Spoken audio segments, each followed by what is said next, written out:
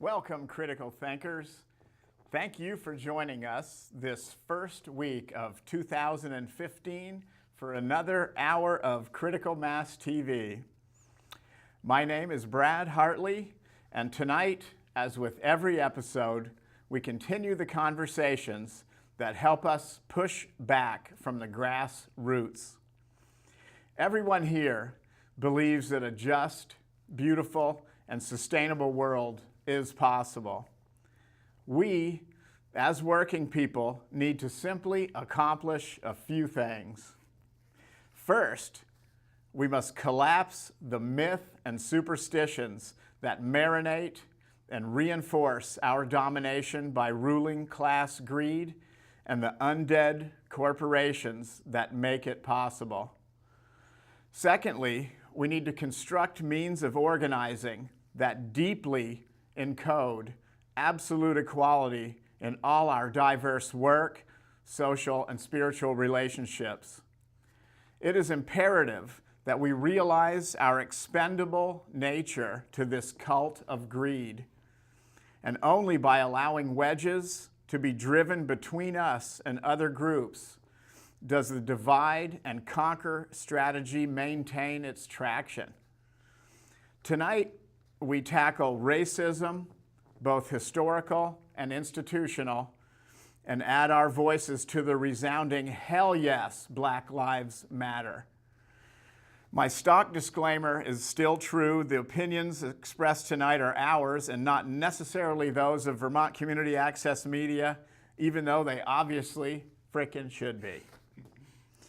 So let's bust out some mixed mental arts and pump up our intellectual self-defense.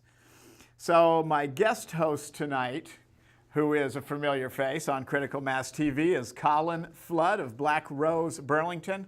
And Colin is now going to get us rolling with some thoughts of his own. So how's it going, Colin? Pretty good. I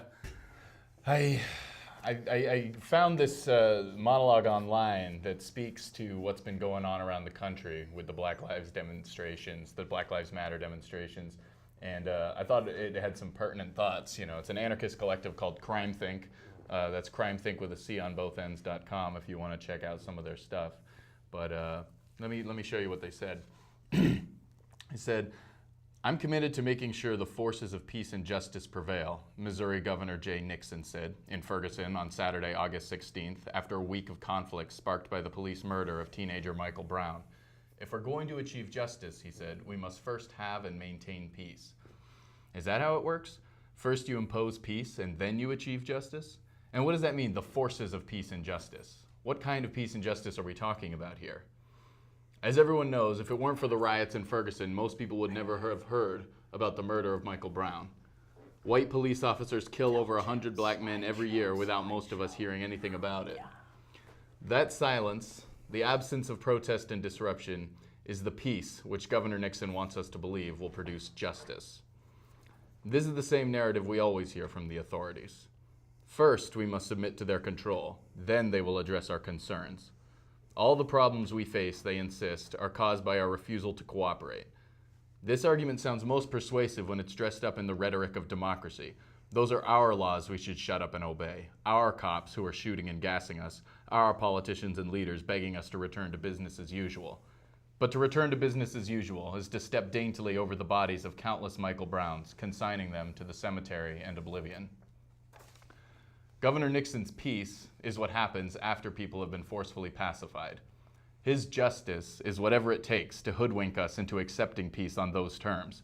Petitions that go directly into the recycle bin, lawsuits that never produce more than a slap on the wrist for the killers in uniform, campaigns that may advance the career of an activist or politician but will never put an end to the killing of unarmed black men. Permit us to propose another idea about how to address conflicts, what we might call the anarchist approach. The basic idea is straightforward enough. Real peace cannot be imposed. It can only emerge as a consequence of the resolution of conflict. Hence the classic chant, no justice, no peace.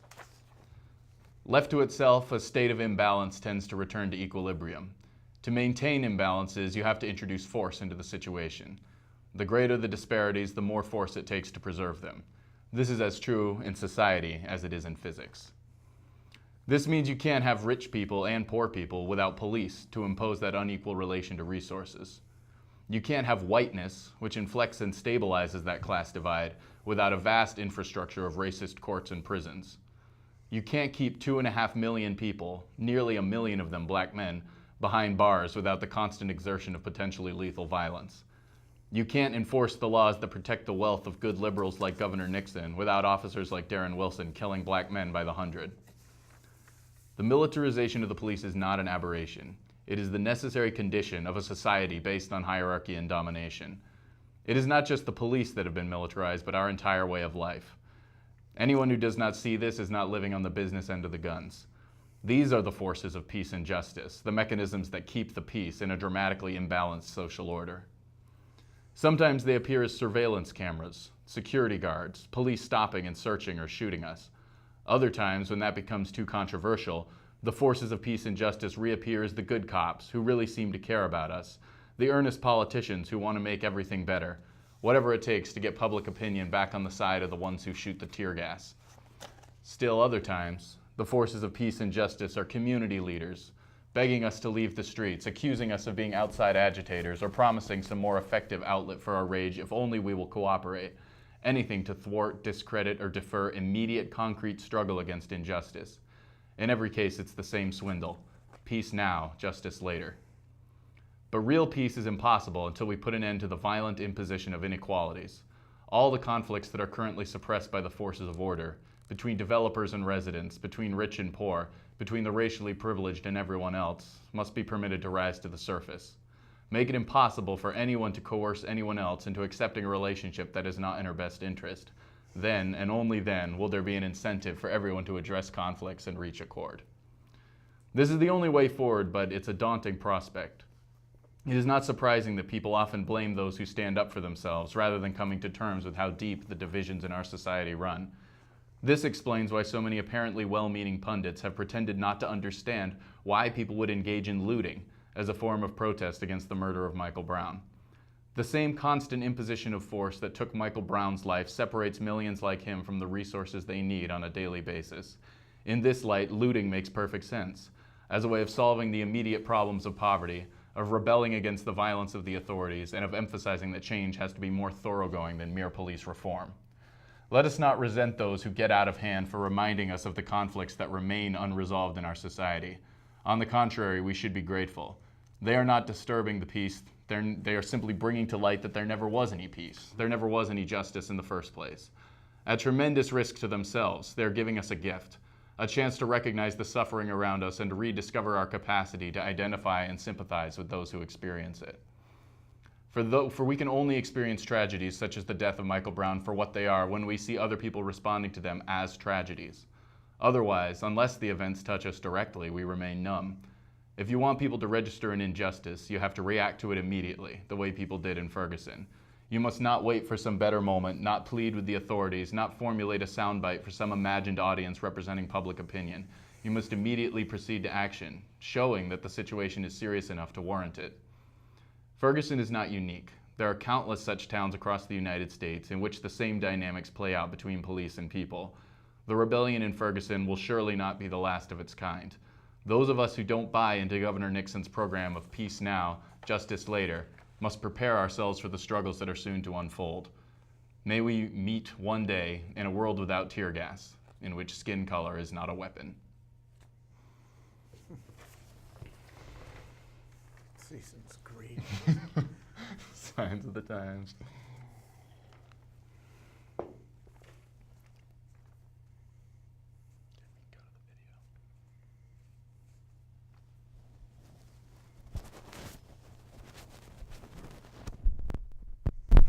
Okay. Wow, that is definitely a very powerful essay, very well written. We are now going to jump right into a video that is entitled Mike Brown, the Mike Brown Shooting, What You're Not Being Told. If you could roll that video for us, Jim, I'd appreciate it.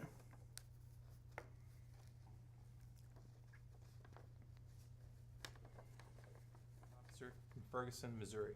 This is how Mike Brown's friend, Dorian Johnson, who was present, described the event.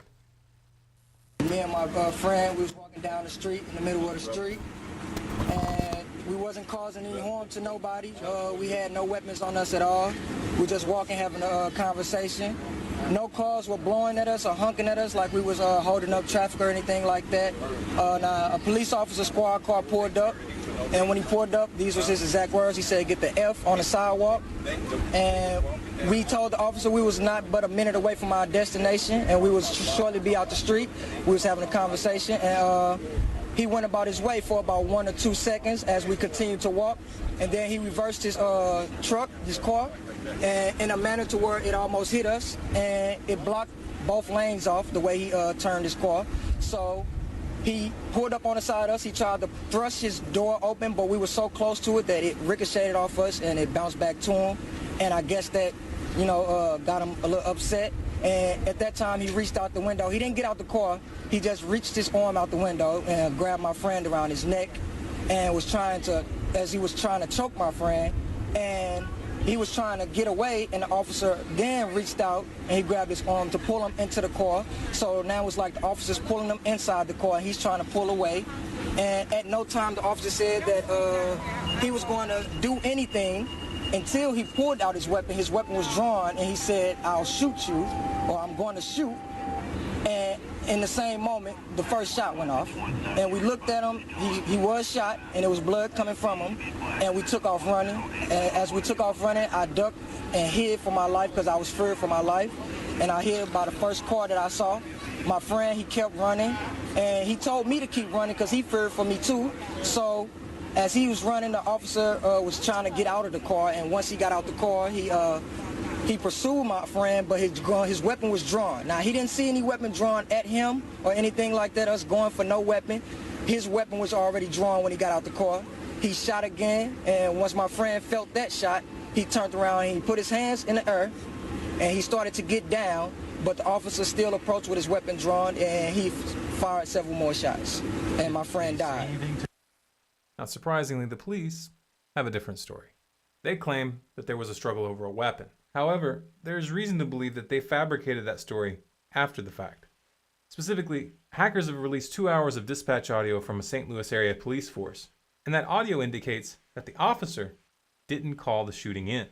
And in fact, dispatch learned of the event from the news. This dispatcher had contacted Ferguson, and Ferguson claimed to know nothing about what was going on. 2190. And we just got another call stating that as the officer involved shooting at Canfield and Capper Creek. I don't know who called it in. It was called into my desk. Okay, 2190. Be advised, this information came from the news, so don't know any further. Absolutely. Can I have another car go to Canfield and Capper Creek? 21.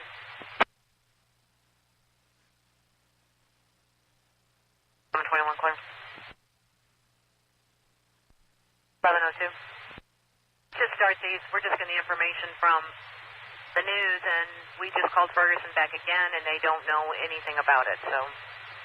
Of course, we've seen this kind of thing before, haven't we? The case is still unfolding.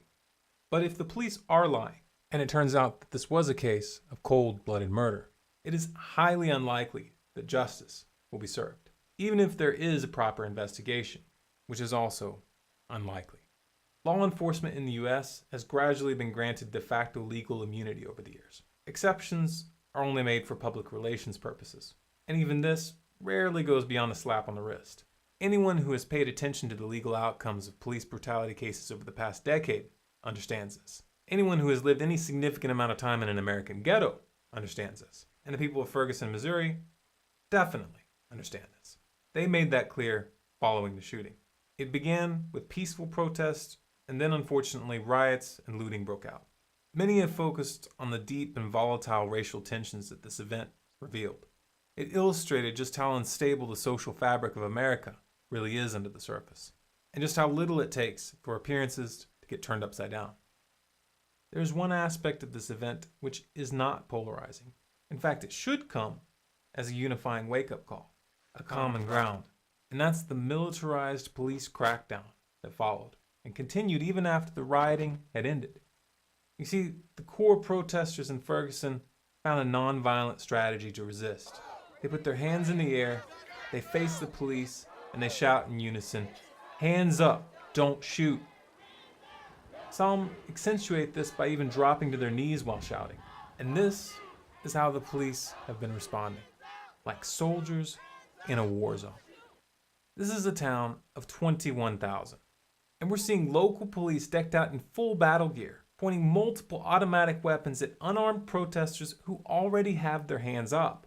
And they're riding in with MRAPs. These are fully armored, mine-resistant vehicles with gunner hatches and glass capable of withstanding .50 caliber ammunition.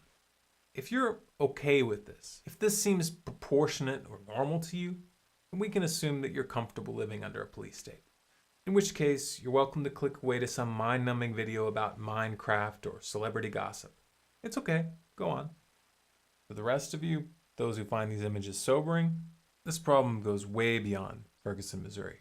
The militarization of the police that we see here is part of a pattern that's been developing for several years now in the United States. We saw this during the manhunt in the Boston bombing case, and there have been countless examples that never made national headlines. This didn't happen on accident.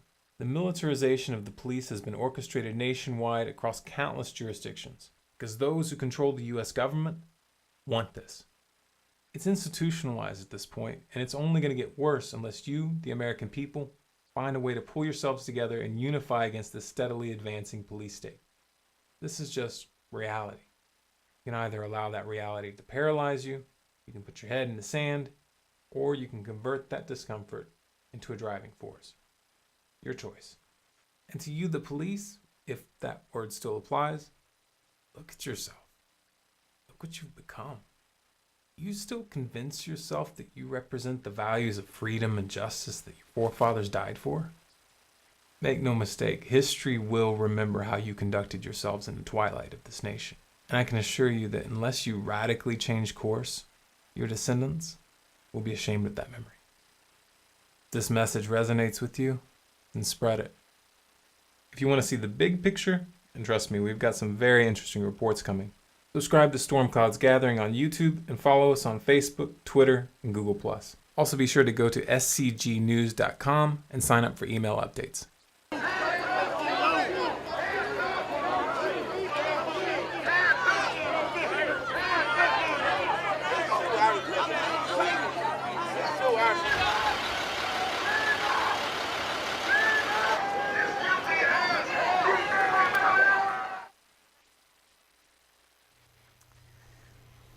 So, two things occurred to me right away after listening to you, Colin, and then watching that video.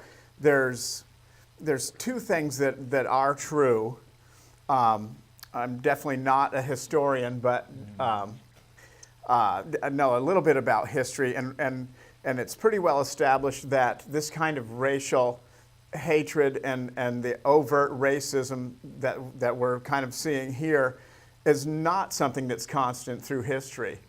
You can pick points in time in the United States where racism comes to the fore and starts to be described, which is at kind of the dawn of capitalism, all the way back 1619, I believe the first African slave was brought to the United States. There was already, by 1619, the Portuguese and the Europeans had already brought 1 million slaves to other parts of the Caribbean and South America by the time the first African slave came to North America.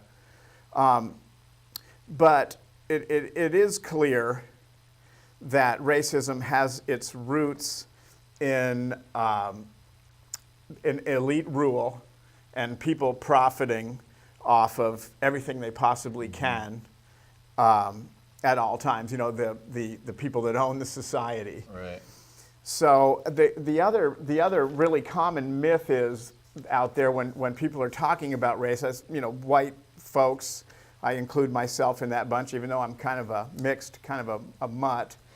But like the myth goes that throughout history that people of European descent and whatever just have hatred or fear of different nations and people with different skin colors, and that it's just part of human nature.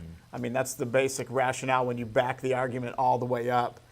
If racism really is hardwired, and and history is written by the oppressors, where people are always going to be being demonized so they can be exploited, Yeah. But I firmly don't believe that racism is hardwired, or it would have existed throughout all recorded history. And that's what they say about capitalism too. Is like the ruling class always has recourse to human nature. The reason society is this way is because you people are just racist and greedy. And we're greedy And we at have our nothing core. to do with it. Right. Like, we who run the country we're just the most racist and the greediest, so we're the best. But that's ridiculous. It's true that racism and capitalism in this country came together at the same time. Whiteness as a concept didn't even exist until there was slavery, because in Europe you've got hundreds of different people who have no reason to associate each other as a single mass, as a group of people that have something in common, until they all started using African slaves. Yeah. And then they were afraid, because what was happening was white people and black people were getting together to rebel against the elites in the colonies, and so right there, you've hit on a very Exactly. crucial concept. Right. In Elizabethan England and in that period in Europe, if you read some of the literature, it was very, very common for darkness and blackness and what not even specifically referring to racial differences, but just those basic concepts almost always represent evil, and whiteness and light almost always represents the good, solid Christian and the elite, the royal dynastic king view of the world and things. But we should note that race is only tangentially related to skin color too. Sure. There's you look at white people, it's the clearest. There are Italians out there who are darker than a lot of black people out there, and it's what's an Armenian, what's a Turk, or what it's all just it's silliness. The whiteness is not a skin color. It's a social status marker, Right. that you can aspire to over time. But you can't ever let black people into the club, because then the whole project collapses. It's like a very simple marketing, a very old school marketing technique where the light skin was used as a welding material to bring all these tribes of Europe together to find the commonality with the owners of capital, Right. who were clearly white Englishmen. So the lighter your skin color, the closer to your the people that own the society and also possess the monopoly on violence. So you would tend to feel safer the closer you move towards them. Right. Every ethnic group, every white ethnic group has had to pay its dues. Yeah.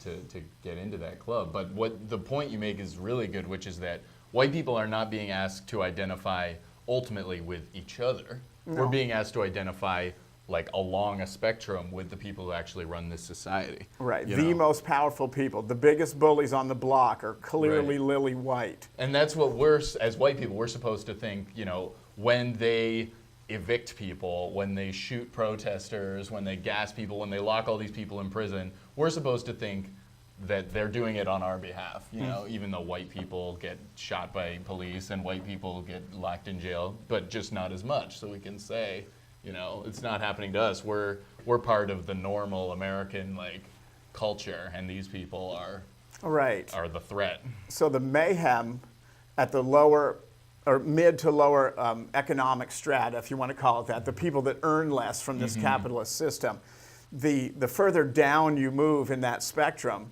so the lower in income you go, it seems to be, and working with many people in these income levels as a basic construction guy, I've noticed it firsthand that the further that you move down that economic spectrum, the more pitted against each other people are by the system. Yeah. And we're all running around fighting over crumbs. Right. So it really becomes obvious that's really the dynamic going on there. It's not that people necessarily hate and mistrust each other. It's you're pitted against each other for your basic survival. And if whiteness is a thing that gets you a leg up on somebody, well, maybe you're going to take it.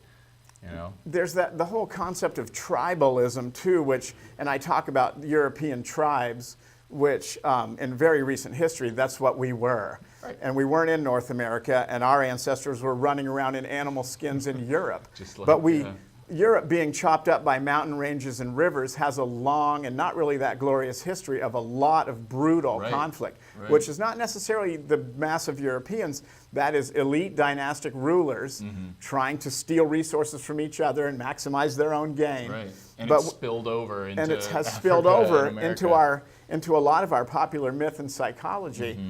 So, you know, when those immigrants came to the United States after the first influx of English, mostly indentured servants, we have to remember that most of us came here not as slaves, but our ancestors were clearly in a servant class and not considered people.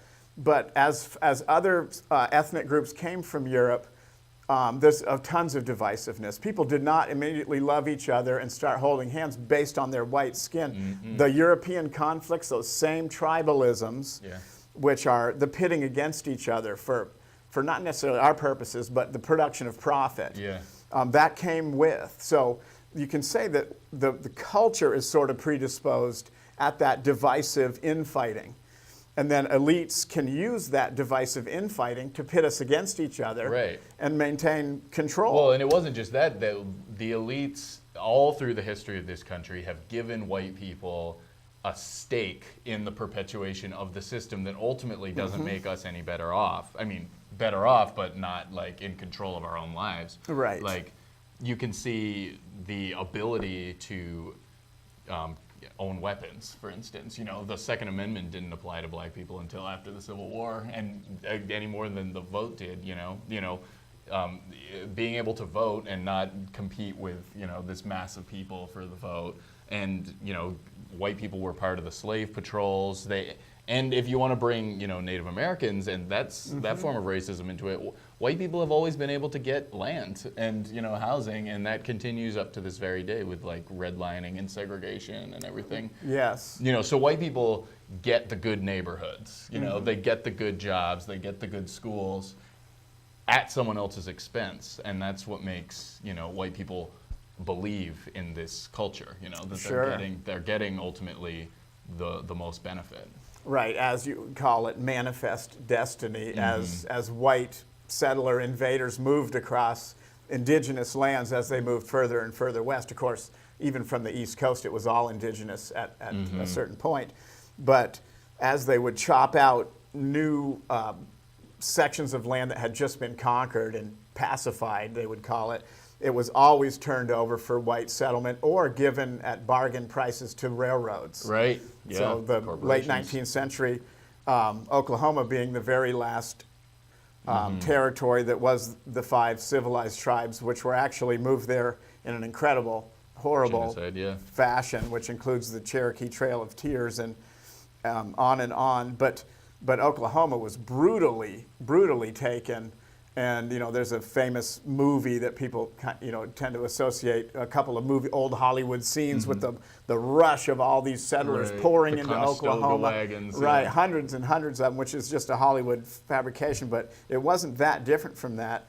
In Oklahoma, the judicial district of Oklahoma was actually was busier than the New York judicial district as people stole that land from the Native Americans. It was the busiest court system in the United States based on giving all the Native Americans allotments, which they didn't really have a cultural concept of, giving them land ownership, and then quickly stealing it back from them, made it one of the most profitable real estate moments in U.S. history, if people want to look at it. And like the Alaska Resettlement Act, I mean, we're getting but what we're really trying to talk about here is white supremacy and how that's manifested in this country. And in like the 70s or 80s, Alaska, was mostly run by Native people, and the federal government said, like, we're going to give you Alaska. Congratulations, you get Alaska back. But what they meant by that was you're going to charter some corporations that will be Native owned and who will, control the assets under the land. and sell it to investors, you know? So it's the same sort Under of thing where it's contract, like, with in no Oklahoma, alternative. they said, we're going to break up your society and your way of life, and you each get a farm. Congratulations. Which, you know, then if a white person wanted their farm, he just accused him of stealing his mule and had him hanged or whatever.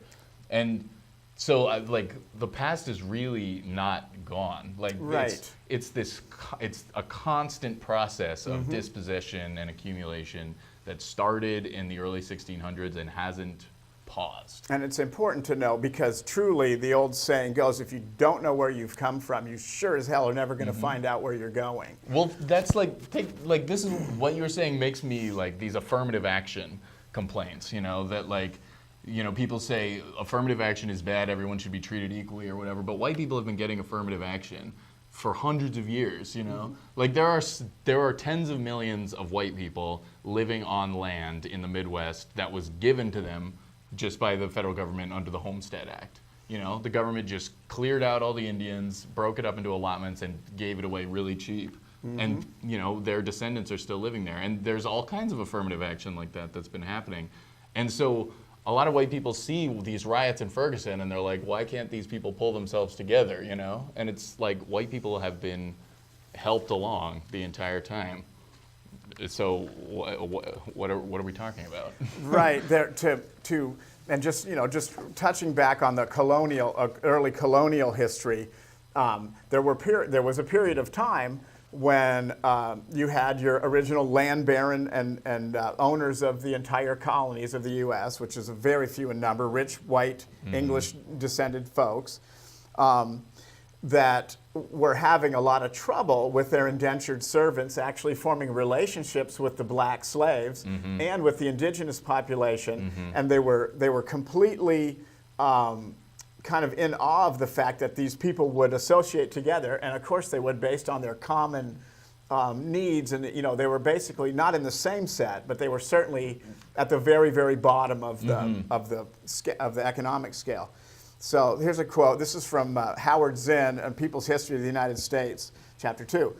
There may have been a kind of frustrated rage at their own ineptitude, at the Indian superiority at taking care of themselves that made the Virginians especially ready to become masters of slaves. And that what they were talking about was that it was very difficult to possess the Native Americans because they were so at home on their land. They'd just run away. They would just run away, and then they were right back into their basic standard of living and their basic lives, Right. which they had developed for many, many thousands, And tens of thousands of white people, even free white people living in the colonies, took the opportunity to say like, bye, like, Right. to go live with the Indians, and why not?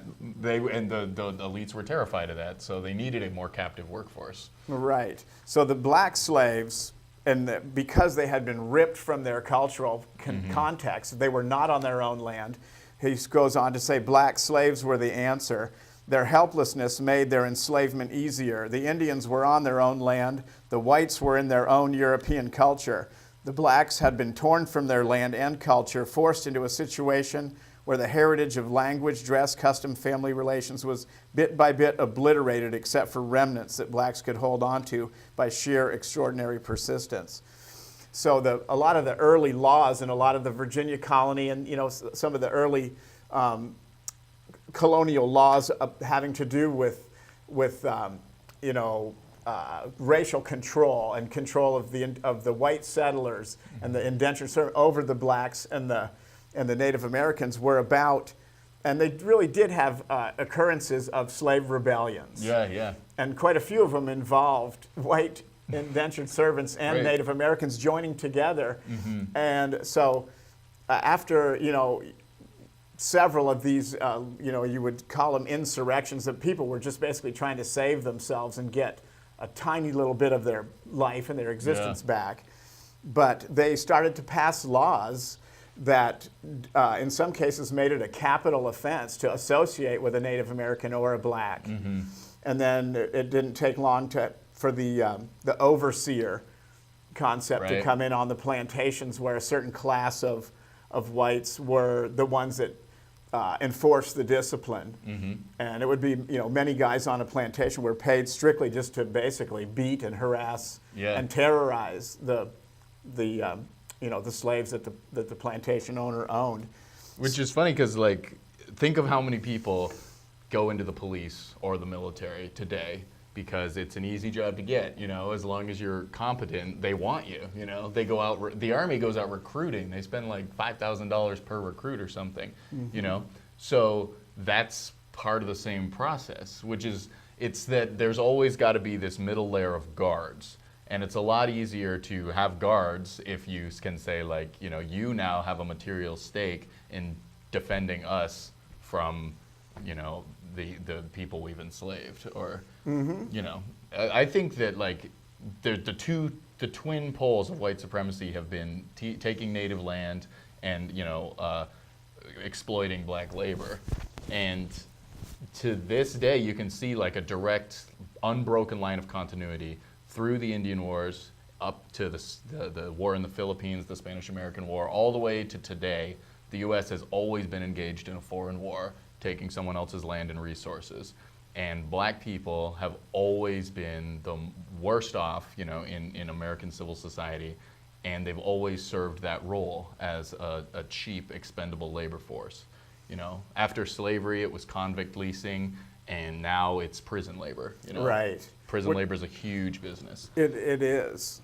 But it's also, especially the prison labor aspect of it, what it really drives home is the expendable nature of that class of worker. And not only that class of worker, but all American workers right now. If you look at the trends as far as capital goes, capital flight, and the move offshoring, they call it, of all what was formerly U.S. manufacturing industries, the Chinese worker, the Bangladeshi worker, the Vietnamese worker, are actually becoming higher prioritized, not well compensated, but more prioritized than American citizens. Well, and think about it, like that's the whole thing.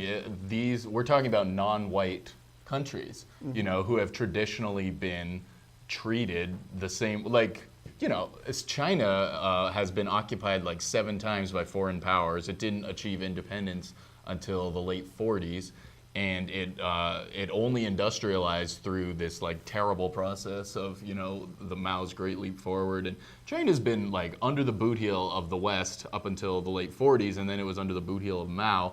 And of course, there's this cheap labor force there waiting. People are desperate. Like Bangladesh. In the Renaissance was a huge, powerful, well put together country, and now it's one of the poorest countries on earth thanks to colonialism. It's really weird how, like, the essential structure of capitalist white supremacy has, as long as that's there, no matter what you do, it's just gonna shift and change.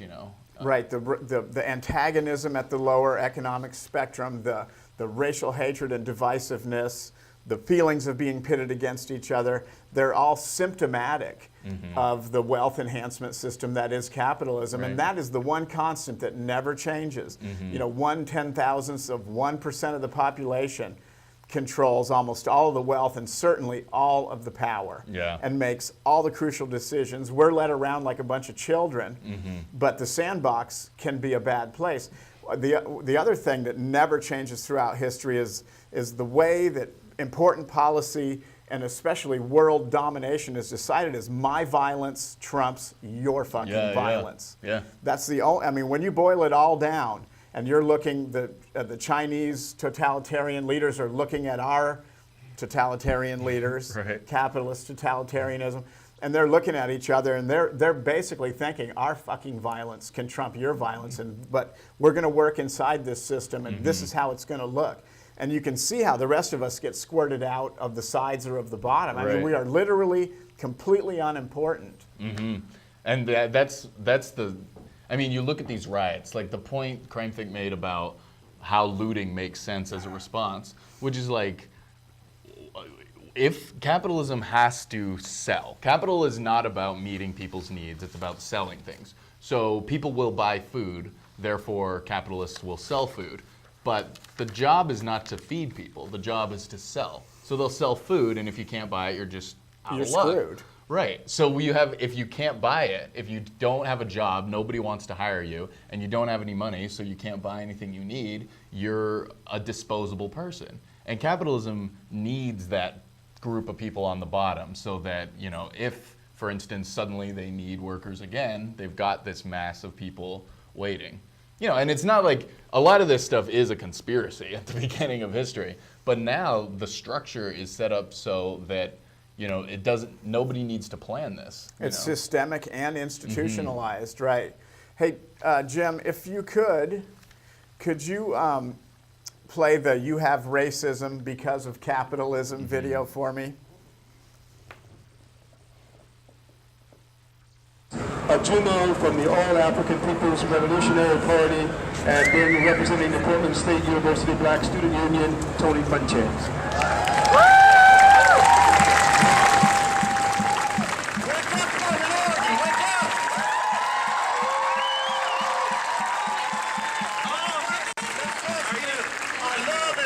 To the Albino Ministerial Alliance. They've been on the front line of this fight for many years. Let's give them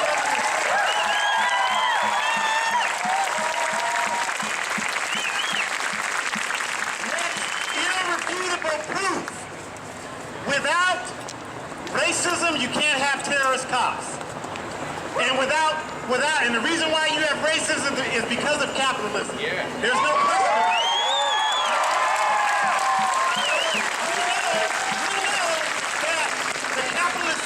Which is a system where profits are more important than people, was built on the backs of working class white people. Is that right? We know that capitalism has been built on the backs of Asian people and indigenous people whose descendants are out here today. Is that right? Without question, we know that capitalism is built and maintained by exploiting Africa and African people. No question about that. And we know that we have had 500 years of fighting from overseer to officer.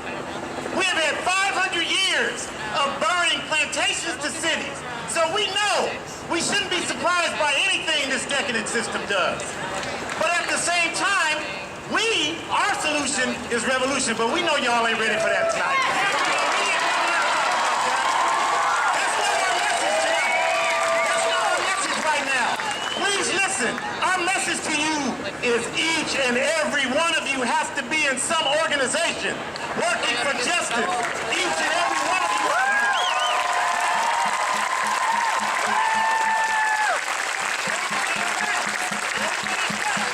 But y'all know, most of y'all out here ain't in no organization. You know that. 6 or 7 out of 10 of you out here ain't seen no organization. You know that. You go from rally to rally, from event to event. You go so often you think you're organizing something. We gotta change that, y'all. We gotta change it tonight.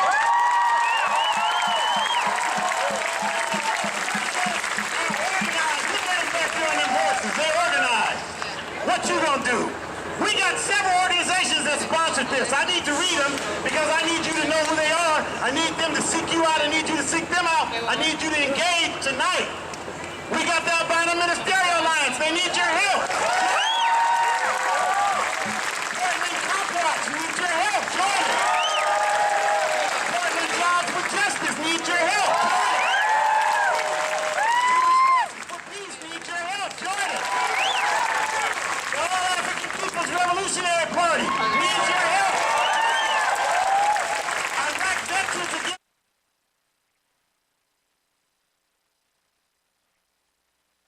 Yeah, laughing at liberals.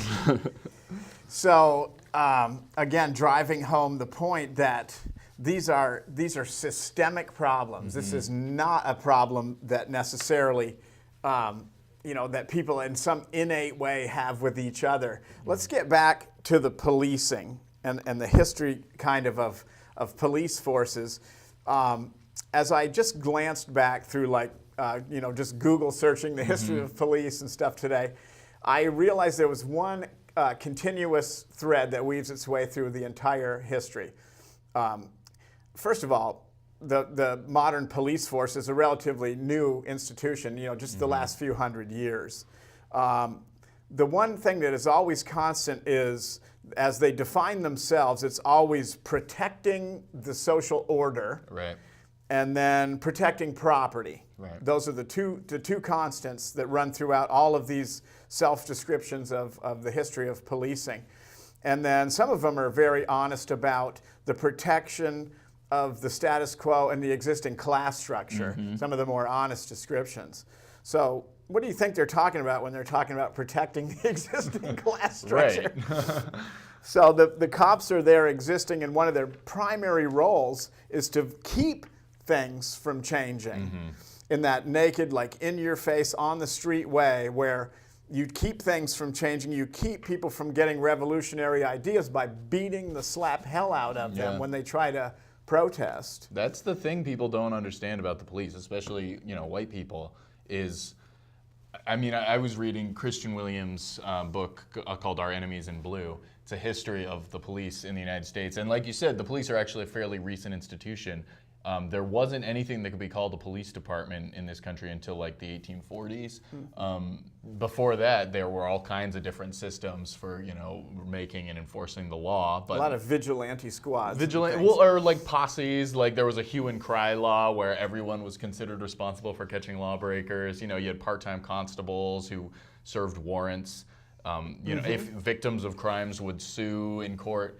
But they were all paid by wealthy local citizens too. Very few of them were paid with. Right, but there was never a group of professional, uniformed, salaried people who wandered the streets looking for crime. You know, which even today is kind of weird if you think about it. Like ambulances don't drive around looking for broken legs. You know, fire trucks don't drive around looking for fires. They just respond to calls, which kind of gets at the point of what the police do, which is prevention. It's not about. And so here's the point. The police, he says, the first thing you could call a police department in this country, the first thing that looked like a police department was the Charleston Slave Patrol in Charleston, South Carolina. And that slave patrol, its job was to wander the slave quarters, demand to see passes, you know, beat anyone who was misbehaving, and, you know, just make sure everyone was staying under control, break up gatherings of slaves. You know, and that institution evolved seamlessly into the modern Charleston Police Department. That model spread across the American South. And in the North, there was less of a racial aspect, although that was there. But the point was still, we've got all these, you know, immigrant groups coming in. We've got the poor. We've got this dangerous mass. And the goal of the police is not law enforcement per se, but population control. Right. You know, to actually go out into the community instead of just saying a crime's been committed, let's go arrest him. You don't need a full-time force for that. But to have people just wandering the streets, making sure, you know, no one's getting any ideas, breaking up demonstrations. Right, and controlling the different communities of Irish and Italians and different ethnic communities to keep them under the control of the reigning political bosses. Right. Because all your major northern cities were controlled 100% by different factions of powerful political bosses. Who the police switched hands whenever a new political party took power, and the police would just be used to break up the other guy's saloon or whatever. Sure. You know? And as the police bureaucratized and became the modern police force, the centralized sort of bureaucracy, they've become an incredible political force in their own right. You can see, like, in New York with de Blasio, how the police are all telling him he has blood on his hands. Right. For what? For criticizing the conduct of the police? You know, he has blood on his hand, but the guy who just choked an unarmed man to death doesn't, right. You know?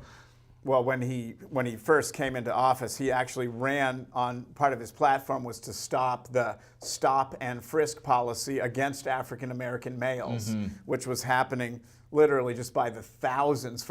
All you had to do was walk down the street, and you could get nabbed and searched. Right. This warrantless, open, naked search on the street. This is the laughing at liberals thing, because people are like, this doesn't make any sense, stop and frisk. The program is the cops go into neighborhoods that are high crime, and the idea is if you just saturate the neighborhood with police and search everyone you can, focusing on groups that are thought to be higher crime, you're going to turn up guns and drugs and get those people off the street and blah, blah, blah.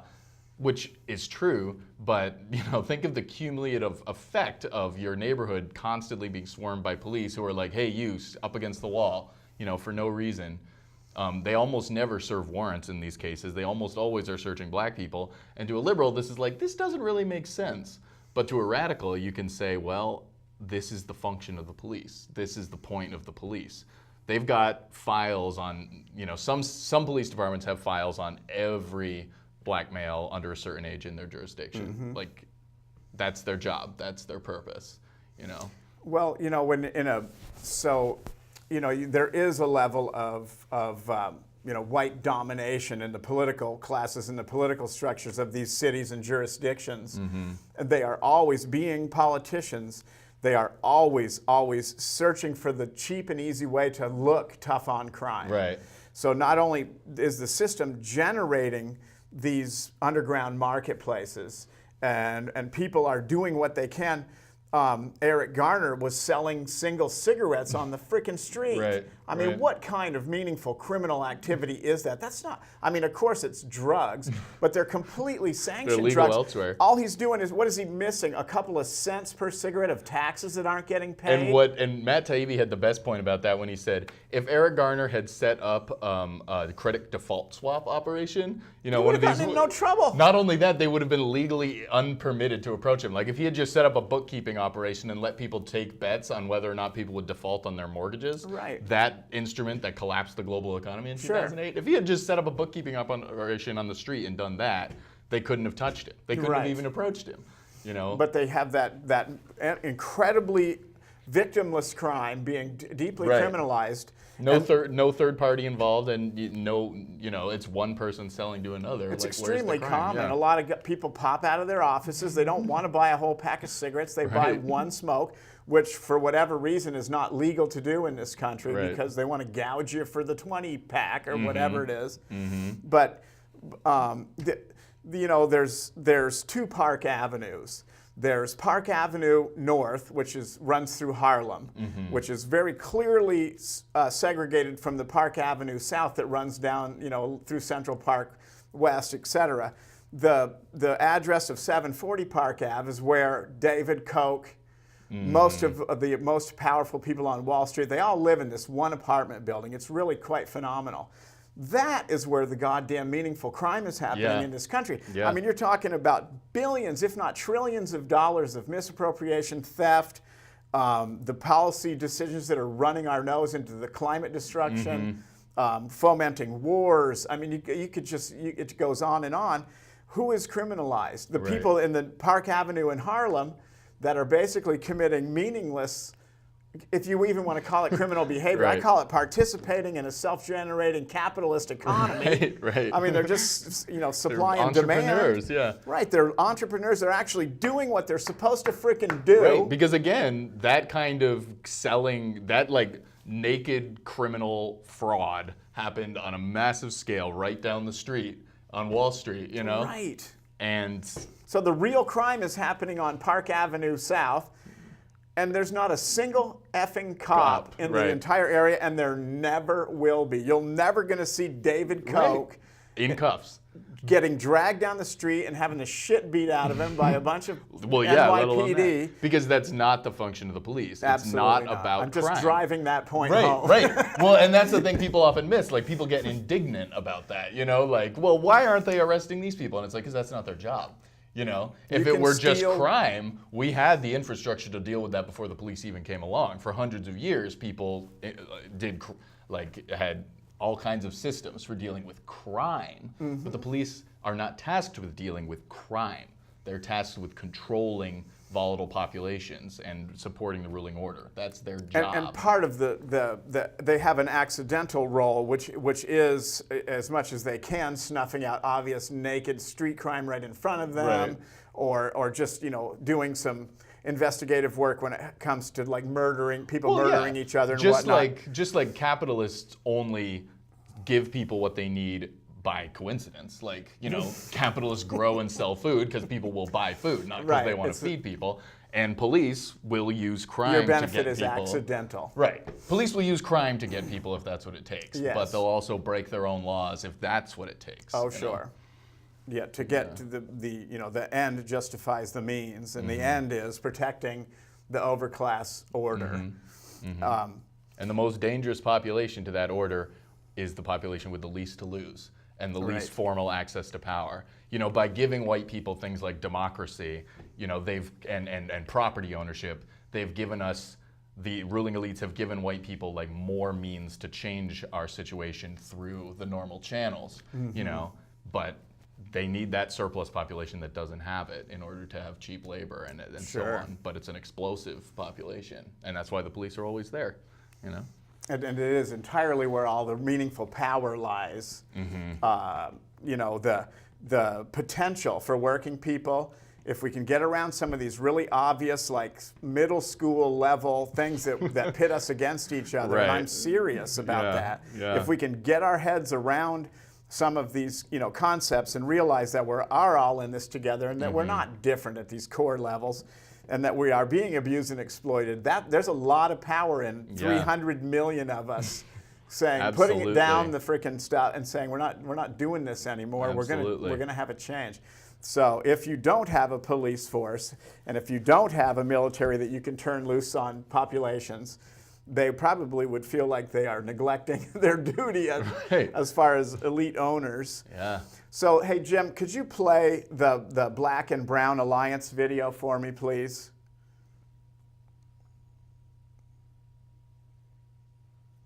Peace, y'all. This is G1 from Rebel Diaz. Shoot a bucket shot right here in Ferguson. Para mi gente en los barrios, estamos haciendo llamados para la gente que se junte con la comunidad negra. El ataque contra Michael Brown fue un ataque contra nosotros también. La policía, la migra, esos mismos estados de represión afectan a nuestras comunidades, a la comunidad latina. Decimos hoy día no a las deportaciones, no a la separación de familia y también decimos no a la brutalidad policíaca, no al ataque contra la comunidad negra aquí en Ferguson. We just try to bring black and brown unity, you know what I'm saying? Because if we could stick together, we could rise above all this madness, you know what I'm saying? And we're going to touch on things like mass incarceration, you know what I'm saying, deportation and police brutality. Come on out, January 15th. El 15 de enero estamos hablando de la unidad entre los negros y los latinos, entre los pobres. Let's stick together, make it happen. This is black and brown music. The ceremonial sequel. Chief Jackson never did shit for black people. Gene Powell shot dead. Cameras can't ignore. The police is ISIS. The pistol is the sword. Petey Perez shot dead on the West Coast. Tell his father that his son is speaking through death quote. Stinger at the city council with the cold nose. The white boys get it in. So similarly, you know, I would say to all the white people who are watching, you know, our cause is the same, you know? Like, we might generally, in the aggregate, be better off, but ask yourself, you know, do you get paid enough? Is your rent just the level where you want it? You know, do you feel like you have access to everything you need, et cetera, et cetera? Is this system working for you? And if it's not, then do you want to say, okay, I'm gonna try and move closer to the center? Or are you gonna say, you know, these are my people? Right. And when they rise up, we all are better off, you know? Yeah, all of us have a couple of things in common, and this is true for all of us, that 44 Americans have as much wealth as the bottom half of us in this country. That's 180 million people. There's 44 rich white Americans that control as much wealth as 180 million of us on the bottom. And number two, that the average white working person is equally as expendable as the black or brown working person. And once people realize that, and as we are further and move further and further towards whatever these capitalists are evolving us towards, I really do think, I think our last best hope is to get together and realize that we actually can create the freaking world that we all really need. So thanks again. This has been Critical Mass TV. We really enjoy you tuning in. We'll see you next time. Thanks again. Good night, everybody.